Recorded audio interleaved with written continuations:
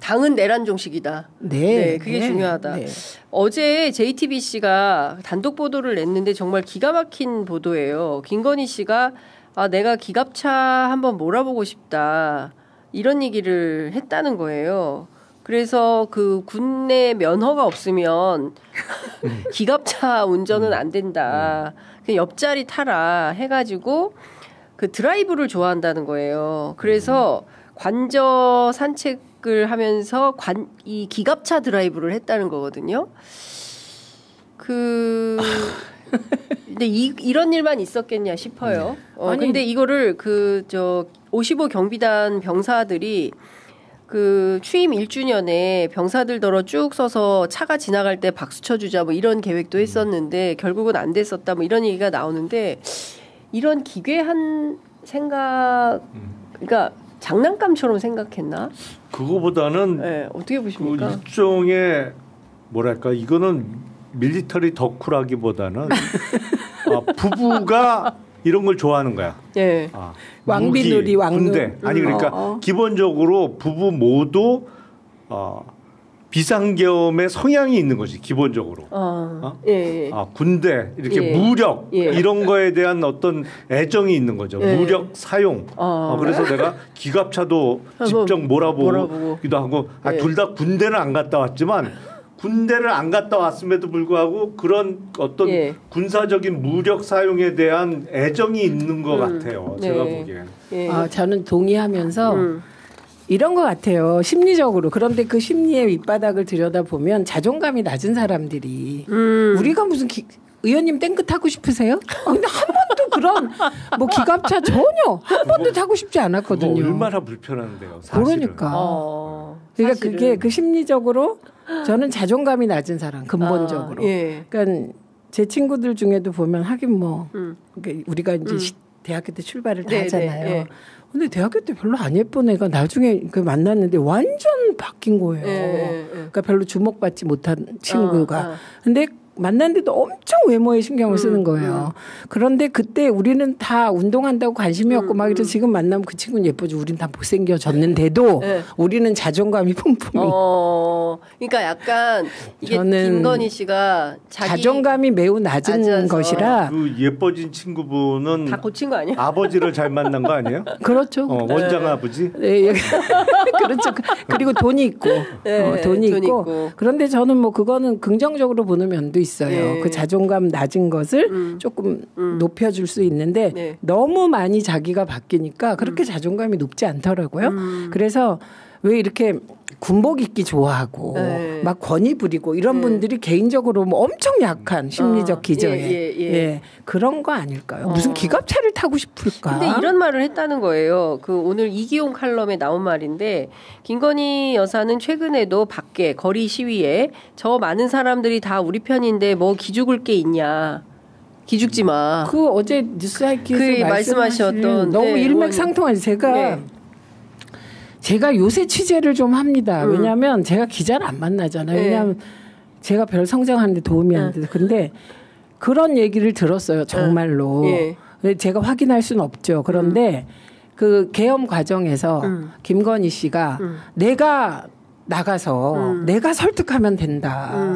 그래서 나가려고 했다는 거예요. 계엄도 설명하고 이게 어떻게 해서 생긴 일이고 뭐 그런 걸. 그래서 제가 그때 느낀 건 윤석열의 그 괴랄한 논리들 있잖아요. 뭐 처음에는 그 소위 반국가 세력 국회 폐악질에 대해서 국회에 경고하려고 그다음에 국회 경고가 아니야.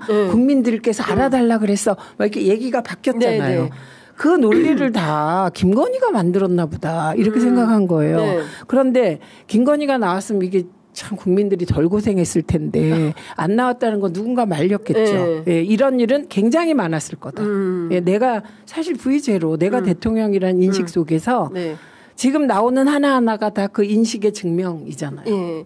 그러니까 결과적으로는 정신을 못 차린 거예요. 그리고 그냥 계속 이 상태. 제가 보기엔 뭘 잘못했어? 윤석열 김건희 부부는 그 부부의 세계에 사는 사람들이에요. 자기들만의. 그 부부의 세계야 딱. 다른 사람들하고는 전혀 달라요. 모든 게 달라. 근데 이 사람들에 의해서 영향을 받거나 지배받는 사람들은 왜 이렇게 많은 거예요? 국민의힘은 저는 도저히 이해가 안 가거든요. 아니, 그거는 아까 경선 정상 상태는 아니죠. 아니다. 그러니까 정상이면 뭔가 이거에 대해서 뭐 좀 자기가 조금 불이익을 보더라도 이거 아니다라고 얘기를 해야 되는데 김상욱 의원 말고는 없잖아요. 지금. 그거는 잘 안 보이죠. 조경태 의원도 계시고 그러니까 두 사람. 두 사람인데 이 점에서 한동훈 참 이상한 거죠.